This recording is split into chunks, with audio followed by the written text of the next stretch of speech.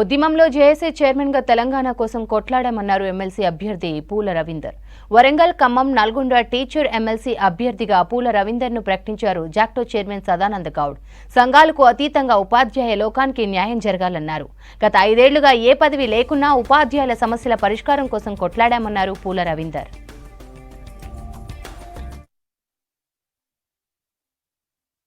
ఈ రాష్ట్రంలో ఉన్నటువంటి ఉపాధ్యాయ లోకానికి అందరికీ నేను ఒక మాట ఇస్తున్నాను, మళ్ళీ ఎన్నికల్లో పోటీ చేసి మీ సహకారంతో విజయం సాధిస్తాను అని చెప్పి భగవంతుడి దయవలన విజయం చేకూరుతుంది అని చెప్పి నేను మీ అందరినీ సహకారం, మీ ఆశీర్వాదాలు కోరుతూ, ఈ రాష్ట్రంలో సిపిఎస్ ఒక ప్రధానమైనటువంటి సమస్య.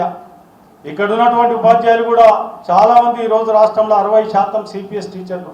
ఆ సిపిఎస్ రద్దు చేయించాల్సినటువంటి బాధ్యతను ఒక ప్రధాన బాధ్యతగా నేను స్వీకరించి అవసరమైతే ఎంతటి దీక్షకైనా వెనకాడను అని చెప్పి ఈ సందర్భంగా తెలియజేస్తాను. 2003 డిఎస్సి సెంట్రల్ గవర్నమెంట్ 57 మెమో ఇచ్చింది.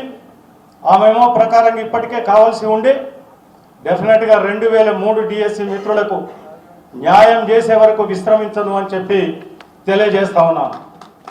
కేజీబీవీ టీచర్లకు సెంట్రల్ ఆనాటి మినిస్టర్, హెచ్ఆర్డి మినిస్టర్ జవదేకర్ గారి దగ్గరికి వెళ్ళి వారికి 12 నెలల జీతం, అంతకుముందుకు 10 మంత్సే శాలరీస్ ఉండేది.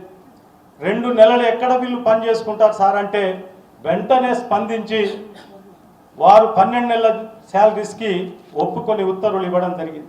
వారు అపాయింట్ అయిన 2 సంవత్సరాలకే ఎవ్రీ ఇయర్ టెస్ట్ పెట్టి తీసుకుంటామని తొలగించినారు.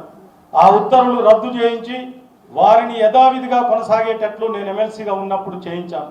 ఇప్పుడు ఎస్ఎస్ఏ కింద పనిచేసే ఉద్యోగులు ఐఆర్పీలు కావచ్చు, సిఆర్పీలు కావచ్చు, పీటీఐలు కావచ్చు, వీరందరికీ కేజీబీవీ మా మహిళా టీచర్ వీళ్ళందరికీ సందర్భంగా నేను విజ్ఞప్తి చేస్తున్నాను, మినిమం టైం స్కేల్ ఇప్పించేంత వరకు ఖచ్చితంగా కష్టపడి మీ తరఫున పనిచేస్తాను అని చెప్పి తెలియజేస్తా ఉన్నా.